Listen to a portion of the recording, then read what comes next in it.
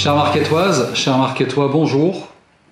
C'est une nouvelle fois par écran interposé que je m'adresse à vous aujourd'hui dans ce message enregistré, puisque les dernières conditions sanitaires ne me permettent pas d'être entouré de techniciens dans mon bureau. Je peux ainsi m'adresser à vous sans masque. Nous avions imaginé avec mon équipe pouvoir vous recevoir dans notre nouvelle et belle salle du kiosque afin de vous présenter notre projet. Une nouvelle fois, il va nous falloir faire preuve de patience et d'ingéniosité avant de nous retrouver en face à face.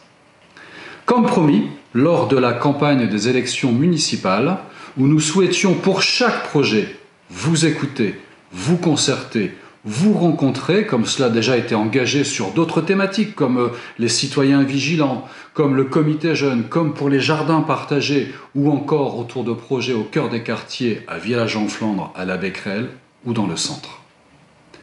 Cette fois, le sujet de concertation que je souhaite lancer à partir d'aujourd'hui nous concerne tous, quel que soit notre quartier. C'est le sujet majeur pour Marquette-lès-Lille, celui de notre futur cœur de ville.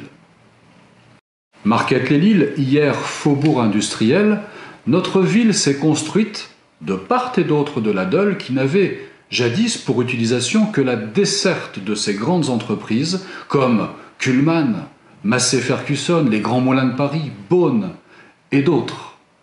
Nous parlons ici évidemment du siècle dernier pour cette formidable aventure industrielle. Depuis, beaucoup de ces grands groupes ont disparu, nous laissant des friches, souvent polluées, et un spectacle, il faut bien le dire, souvent peu engageant pour nous tous. Mais c'était sans compter sur la détermination de mes prédécesseurs, et notamment celle de Jean Delebart, à qui je veux rendre hommage, qui a mis toutes ses forces et toute sa motivation pour parvenir à requalifier l'ensemble de ces friches. Et pour la plus emblématique, celle des Grands Moulins de Paris, aujourd'hui classée à l'inventaire supplémentaire des monuments historiques. À mon tour aujourd'hui, avec non seulement les élus marquettois, mais également avec la métropole européenne de Lille, la MEL comme nous l'appelons, de réussir l'étape suivante, celle de notre futur cœur de ville et de son cadre de vie. Et c'est pour celle-ci que je souhaite votre participation. Pourquoi cette concertation ? Vous connaissez parfaitement notre centre-ville historique de Marquette-lès-Lille, nous y sommes très attachés. Nous pouvons néanmoins constater que celui-ci n'est pas très évolutif en termes de commerce de proximité ou de rassemblement. Les nombreuses habitations sont privées et il ne s'agit en aucun cas d'exproprier qui que ce soit afin de créer des cellules commerciales ou d'autres services pour la population. Si nous nous concentrons et que nous regardons la carte de Marquette-lès-Lille et que nous zoomons progressivement, vous remarquez que son centre géographique est posé rue Pasteur, devant ce bâtiment emblématique des Grands Moulins de Paris. Cette opportunité est une chance incroyable pour notre ville, celle de dessiner un avenir pour tous et de nous doter de nouveaux équipements, d'autres services à la population, des commerces de proximité supplémentaires et d'un habitat adapté aux besoins d'aujourd'hui. En synthèse, nous avons donc la possibilité de passer du faubourg industriel d'hier à une ville attractive et incontournable de la grande métropole européenne de Lille. Mais il nous faut être prudents. Tout d'abord parce que ces terrains ne nous appartiennent pas. D'un côté, nous avons la société Beaune du groupe Suez sur 3 hectares qui s'est mise en vente dernièrement. Et jouxtant cette parcelle, nous y trouvons 5 hectares appartenant à la métropole européenne de Lille. Vous imaginez bien que ces 2 emplacements au cœur de la métropole, devant ce bâtiment emblématique des Grands Moulins de Paris, en bord de Deûle, sont très convoités. C'est donc l'ensemble des promoteurs immobiliers qui défilent avec leur grande capacité d'investissement afin de construire de façon déraisonnée et excessive. Et même si votre maire s'y oppose demain, les procédures de justice à terme peuvent donner raison tout ou partie à cette folie immobilière. Mais notre parole aura son importance et nous serons soutenus par l'AMEL. Ce secteur emblématique dans notre ville, nous voulons le maîtriser, l'imaginer avec vous, en être fiers demain et pouvoir le transmettre aux jeunes générations. Nous voulons le rendre utile et surtout agréable à vivre. Par anticipation avec les villes de Saint-André et de la Madeleine, nous avons déjà engagé depuis quelques mois une grande réflexion concertée sur les bords de Dole. Peut-être en avez-vous entendu parler? Je vous propose de résumer cette concertation avec la vidéo qui suit.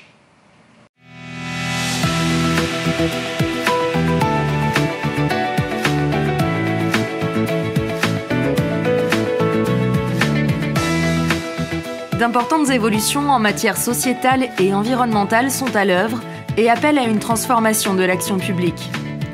La nomination de la métropole européenne de Lille, capitale mondiale du design en 2020, est l'occasion de partager les multiples expériences de transformation qui s'appuient sur le design.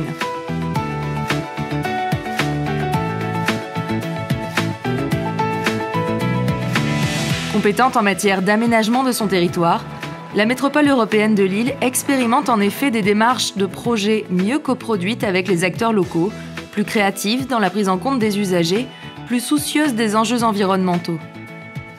Il s'agit d'innover dans les modes de faire pour donner le sens collectif à l'action et amener de nouvelles réponses. C'est ce que la métropole européenne de Lille, en lien avec les communes, a souhaité mettre en œuvre avec le projet Bords de Dole. À 2 pas du centre de Lille, le secteur dit des Bords de Dole se situe de part et d'autre des rives de la Deule. Il traverse les communes de La Madeleine, Saint-André-les-Lilles et Marquette-les-Lilles. Autrefois dédié aux activités industrielles, ce site de plus de 400 hectares se transforme en un quartier mixte dans lequel pourront être construits à terme plus de 6 000 logements, soit l'équivalent d'une ville de 15 000 habitants. Collectivités, bailleurs, promoteurs, habitants et usagers se sont réunis en ateliers pour partager leurs expériences, leurs attentes et leurs perceptions de ce projet. J'ai l'impression que ça m'apporte aussi, et puis on apporte des points de vue différents selon nos compétences, donc oui, un échange intéressant dans les deux sens. Comment passer de la Deule d'hier et d'aujourd'hui à celle de demain? L'utilisation des méthodes du design thinking a permis de croiser les regards sur ce territoire et de décupler la créativité et l'émergence de nouvelles idées. Après 9 mois de co-construction, cette communauté citoyenne a abouti à une vision commune des Bords de Dole et à 180 solutions concrètes. Le récit partagé de cette vision s'exprime en 5 ambitions. La Deule, le lien de nature pour les métropolitains comme pour les riverains. Une ville habitée qui répond aux besoins de tous les ménages. Une ville qui garantit la qualité architecturale et urbaine. Une ville animée. Une ville accessible par des déplacements durables. Une expérimentation riche d'enseignements, efficace dans sa capacité à créer du lien et à produire des réflexions concrètes. D'autres démarches de ce type voient le jour pour impliquer davantage les citoyens dans la construction de la métropole de demain, une métropole plus humaine et plus éco-responsable.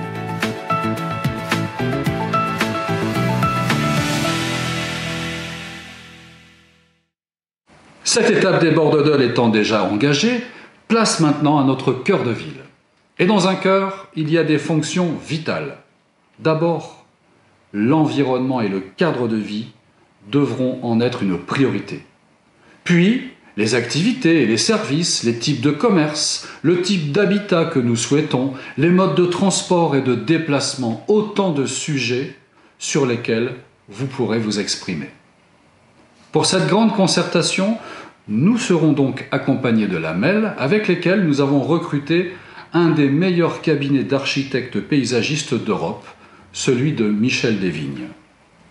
Charge demain à ces professionnels, dans les mois à venir, de retranscrire nos envies, nos idées, nos échanges.